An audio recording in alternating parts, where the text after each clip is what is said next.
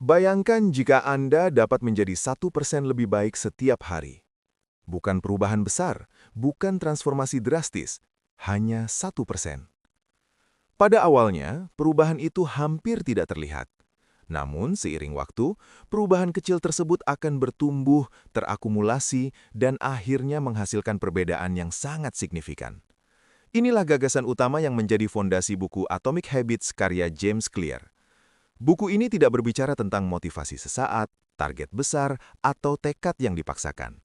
Sebaliknya, Atomic Habits mengajak kita memahami bahwa kualitas hidup kita sangat ditentukan oleh sistem kebiasaan kecil yang kita lakukan setiap hari, seringkali tanpa kita sadari.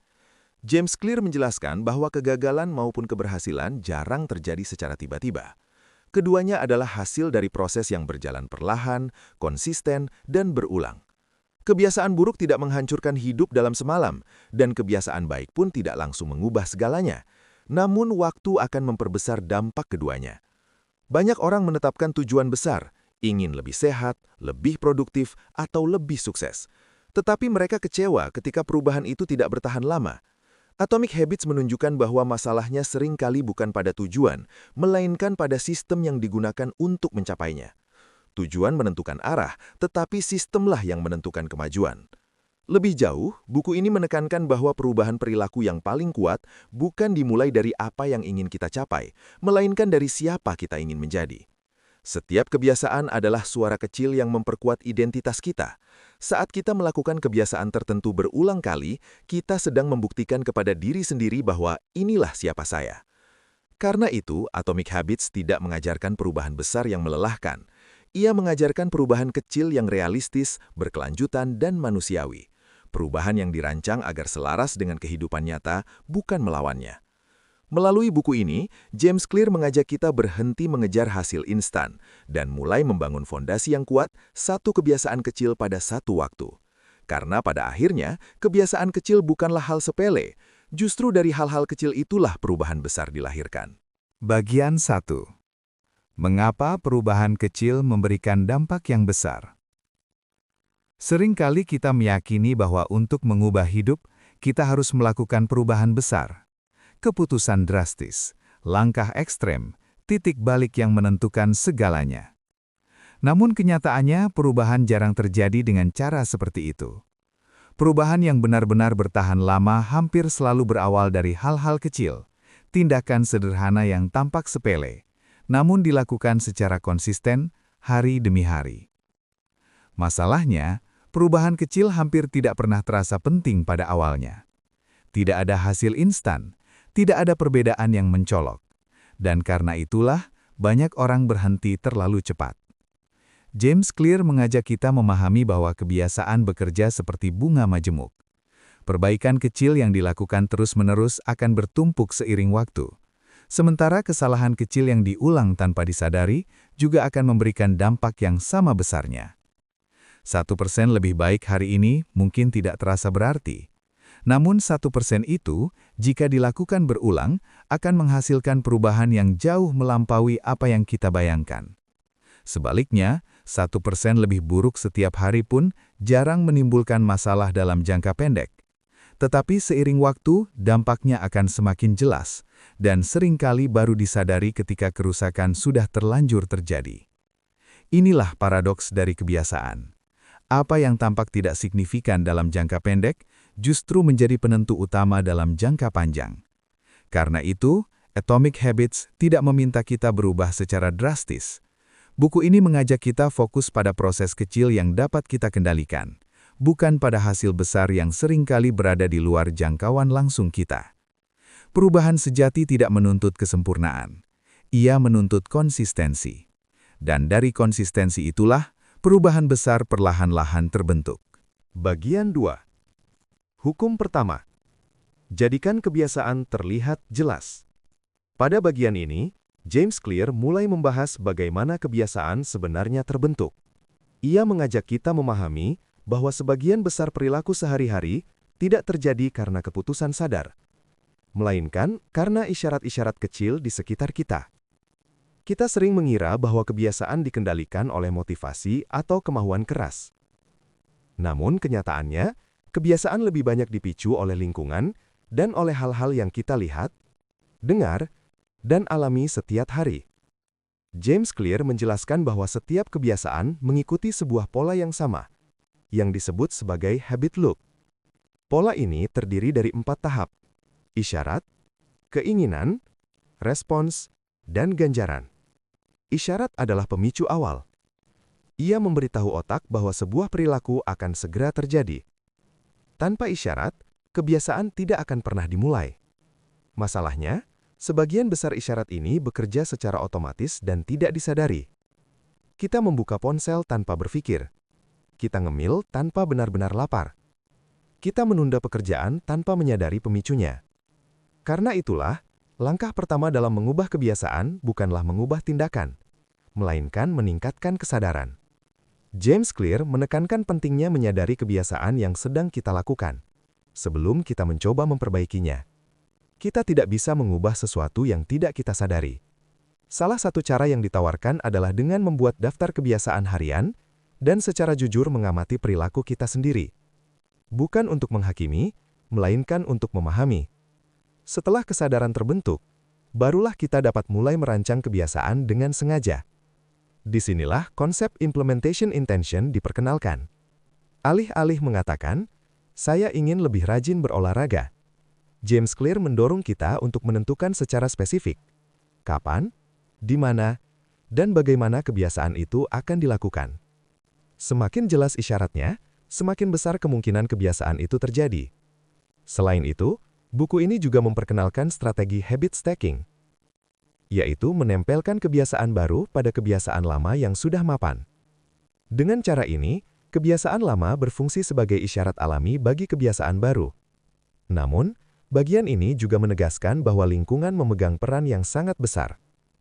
Jika kita ingin membangun kebiasaan baik, kita harus membuatnya mudah terlihat. Dan jika kita ingin mengurangi kebiasaan buruk, kita harus membuatnya sulit terlihat. Lingkungan seringkali lebih kuat daripada niat. Bukan karena kita lemah, melainkan karena otak manusia bereaksi cepat terhadap apa yang paling jelas di hadapannya. Hukum pertama ini mengajarkan bahwa perubahan perilaku bukan dimulai dari tekad, melainkan dari desain. Ketika kebiasaan dibuat terlihat jelas, kita tidak perlu terus-menerus mengandalkan ingatan atau kemauan keras. Lingkungan akan bekerja membantu kita. Dan pada titik inilah, perubahan mulai terasa lebih realistis, lebih manusiawi, dan lebih mungkin untuk dipertahankan. Bagian 3. Hukum kedua. Jadikan kebiasaan menarik. Setelah kebiasaan dibuat terlihat jelas, James Clear mengajak kita melangkah lebih dalam pada faktor berikutnya. Mengapa kita ingin melakukan kebiasaan tersebut?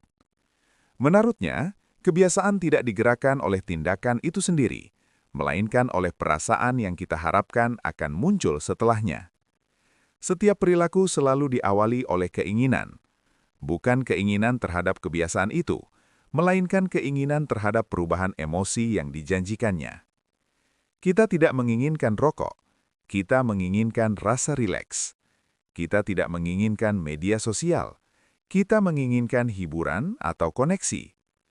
James Clear menjelaskan bahwa otak manusia dirancang untuk mencari hal-hal yang terasa menyenangkan. Ketika kita mengantisipasi kesenangan, otak melepaskan dopamin, bahkan sebelum tindakan itu dilakukan. Inilah alasan mengapa kebiasaan yang terasa menarik lebih mudah dibentuk dan lebih sulit dihentikan. Masalahnya, banyak kebiasaan baik terasa membosankan di awal. Sebaliknya, kebiasaan buruk seringkali terasa menyenangkan secara instan. Ketimpangan inilah yang membuat perubahan perilaku menjadi sulit. Untuk mengatasinya, James Clear memperkenalkan konsep temptation bundling. Artinya, kita menggabungkan kebiasaan yang perlu dilakukan dengan kebiasaan yang sudah kita sukai. Dengan cara ini, kebiasaan baik tidak lagi terasa sebagai beban, melainkan sebagai bagian dari pengalaman yang menyenangkan. Selain itu, bagian ini juga menyoroti kuatnya pengaruh lingkungan sosial. Manusia secara alami ingin diterima, diakui, dan menjadi bagian dari kelompok. Karena itu, kita cenderung meniru kebiasaan orang-orang di sekitar kita. James Clear menyebutkan bahwa kita lebih mudah membentuk kebiasaan jika kebiasaan tersebut dianggap normal dalam kelompok sosial kita. Apa yang diterima oleh lingkungan akan terasa lebih menarik untuk dilakukan. Sebaliknya, kebiasaan yang bertentangan dengan norma kelompok akan terasa berat, meskipun secara rasional kita tahu itu baik. Oleh karena itu, membangun kebiasaan bukan hanya soal disiplin pribadi, tetapi juga soal memilih lingkungan yang tepat. Hukum kedua ini mengajarkan bahwa kita tidak perlu memaksa diri untuk mencintai kebiasaan baik secara instan. Yang perlu kita lakukan adalah merancang kebiasaan tersebut agar terasa lebih menarik dan selaras dengan kebutuhan emosional kita. Ketika kebiasaan terasa menyenangkan, kita tidak lagi bergantung pada kemauan keras. Perilaku akan mengalir dengan lebih alami. Dan di titik inilah, perubahan mulai terasa lebih ringan dan lebih mungkin untuk dipertahankan dalam jangka panjang. Bagian 4. Hukum ketiga, jadikan kebiasaan mudah dilakukan. Pada bagian ini, James Clear menantang satu keyakinan yang sangat umum, bahwa perubahan perilaku terutama ditentukan oleh motivasi dan kemauan keras. Menurutnya, kebiasaan tidak gagal karena kita kurang bertekad. Kebiasaan gagal karena terlalu sulit dilakukan. Manusia secara alami akan memilih jalan dengan hambatan paling kecil, bukan karena malas, melainkan karena otak kita dirancang untuk menghemat energi. Inilah yang disebut James Clear sebagai law of least effort. Kita cenderung melakukan apa yang paling mudah, bukan apa yang paling benar. Karena itu, jika kita ingin membangun kebiasaan baik, kita harus menurunkan hambatan untuk melakukannya. Dan jika kita ingin menghilangkan kebiasaan buruk, kita harus menaikkan hambatannya. Banyak orang mencoba berubah dengan memaksa diri melakukan terlalu banyak hal sekaligus. Akibatnya, kebiasaan terasa berat sejak awal dan akhirnya ditinggalkan. James Clear justru menyarankan pendekatan sebaliknya. Mulailah dengan versi paling mudah dari kebiasaan tersebut. Ia memperkenalkan apa yang disebut sebagai 2-minute rule. Prinsip ini menyatakan bahwa setiap kebiasaan baru sebaiknya dapat dilakukan dalam waktu 2 menit atau kurang. Bukan karena 2 menit itu sudah cukup, tetapi karena 2 menit membuat kebiasaan terasa ringan dan tidak mengintimidasi. Membaca 1 halaman buku, memakai sepatu olahraga, membuka laptop dan menulis 1 kalimat. Tindakan-tindakan kecil ini bukan tujuan akhir, melainkan pintu masuk. Fokus utama bukan pada seberapa sempurna kebiasaan itu dilakukan, tetapi pada kebiasaan hadir dan memulai. Bagian ini juga menekankan pentingnya membangun kebiasaan melalui pengulangan, bukan melalui pemahaman semata. Kebiasaan adalah keterampilan, dan seperti keterampilan lain, ia terbentuk melalui praktik, bukan teori. Semakin sering sebuah perilaku diulang, semakin otomatis ia dilakukan. Pada titik ini, kebiasaan tidak lagi memerlukan banyak energi mental. James Clear mengajak kita berhenti bertanya, bagaimana saya bisa lebih termotivasi? Dan mulai bertanya, bagaimana saya bisa membuat kebiasaan ini lebih mudah? Karena ketika sebuah kebiasaan dibuat sederhana, konsistensi menjadi lebih mungkin. Dan ketika konsistensi tercapai, hasil akan mengikuti dengan sendirinya. Hukum ketiga ini mengingatkan kita bahwa perubahan besar tidak menuntut usaha besar setiap hari. Ia menuntut sistem yang cerdas, yang membuat perilaku baik menjadi pilihan paling mudah. Bagian 5. Hukum keempat, jadikan kebiasaan memberi kepuasan. Pada bagian terakhir dari 4 hukum perubahan perilaku, James Clear menyoroti satu faktor yang sering diabaikan, namun sangat menentukan keberlangsungan kebiasaan, kepuasan. Sederhananya, perilaku yang memberi rasa puas akan cenderung diulang. Sebaliknya, perilaku yang tidak memberi umpan balik positif akan perlahan ditinggalkan. Inilah cara otak manusia bekerja. Masalahnya, banyak kebiasaan baik memberikan hasil yang tertunda. Berolahraga hari ini tidak langsung membuat tubuh ideal. Menabung hari ini tidak langsung membuat kita sejahtera. Belajar hari ini tidak langsung menghasilkan keahlian. Sebaliknya, kebiasaan buruk seringkali memberi kepuasan instan. Dan ketimpangan inilah yang membuat kebiasaan baik sulit dipertahankan. James Clear menjelaskan bahwa otak manusia lebih responsif terhadap ganjaran yang langsung terasa. Karena itu, jika kita ingin kebiasaan bertahan, kita perlu menghadirkan rasa puas di awal proses, bukan hanya berharap pada hasil jangka panjang. Salah satu cara yang ditawarkan adalah dengan menciptakan ganjaran langsung, meskipun kecil. Bukan ganjaran yang merusak tujuan, tetapi ganjaran yang menegaskan bahwa kebiasaan tersebut layak dipertahankan. Bagian ini juga menekankan pentingnya habit tracking atau pelacakan kebiasaan. Melihat tanda centang, deretan hari yang konsisten, atau progres visual sederhana dapat memberikan kepuasan psikologis yang kuat. Bukan karena angkanya besar, melainkan karena progres itu terlihat. James Clear menegaskan bahwa kebiasaan harus terasa memuaskan, terutama pada fase awal pembentukan. Karena pada fase inilah kebiasaan masih rapuh dan mudah ditinggalkan. Namun kepuasan tidak berarti kesenangan sesaat tanpa arah. Kebiasaan yang baik akan bertahan ketika kepuasan jangka pendek selaras dengan manfaat jangka panjang. Pada akhirnya, hukum keempat ini menutup lingkaran perubahan perilaku. Isyarat memicu tindakan. Tindakan diperkuat oleh rasa puas, dan rasa puas membuat kebiasaan itu diulang kembali. Ketika kebiasaan dibuat memuaskan, kita tidak perlu memaksa diri untuk terus konsisten. Otak kita akan belajar bahwa perilaku tersebut bernilai. Dan di titik inilah, kebiasaan kecil yang awalnya terasa sepele berubah menjadi bagian alami dari kehidupan kita sehari-hari. Penutup. Bagaimana menjaga kebiasaan tetap berjalan? Setelah memahami 4 hukum perubahan perilaku, James Clear mengajak kita melihat gambaran yang lebih besar. Membangun kebiasaan bukan tentang mencapai kondisi sempurna. Ia adalah proses jangka panjang yang akan selalu berhadapan dengan kejenuhan, gangguan, dan ketidaksempurnaan. Tidak ada kebiasaan yang selalu terasa menyenangkan. Pada titik tertentu, semua kebiasaan, bahkan yang paling kita sukai, akan terasa membosankan.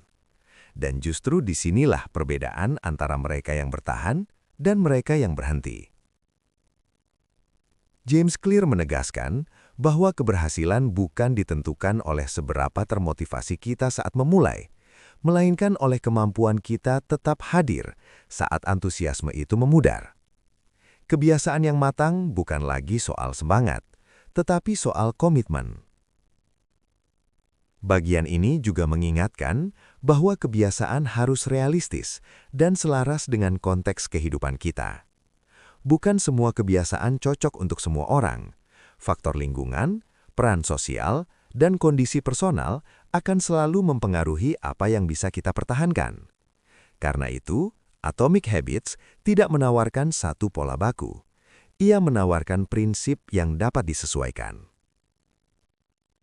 James Clear juga menekankan pentingnya kembali ke identitas. Ketika kebiasaan terasa berat, pertanyaan yang perlu diajukan bukan, apakah saya masih termotivasi? Melainkan, apakah ini masih selaras dengan siapa saya ingin menjadi? Identitas adalah jangkar. Ia menjaga kebiasaan tetap bermakna, bahkan ketika hasil belum terlihat. Pada akhirnya, perubahan tidak datang dari satu keputusan besar, melainkan dari pilihan kecil yang kita ulang setiap hari. Pilihan untuk hadir, pilihan untuk melanjutkan, pilihan untuk tidak menyerah pada proses. Atomic Habits menutup dengan satu pesan sederhana namun mendalam. Anda tidak bangkit ke level tujuan Anda jatuh ke level sistem Anda. Dan jika Anda ingin mengubah hidup, mulailah dengan mengubah sistem kecil yang Anda jalani setiap hari. Satu kebiasaan kecil, satu keputusan sederhana, diulang, dipertahankan, dan dibiarkan bertumbuh oleh waktu. Di sanalah perubahan besar benar-benar terjadi.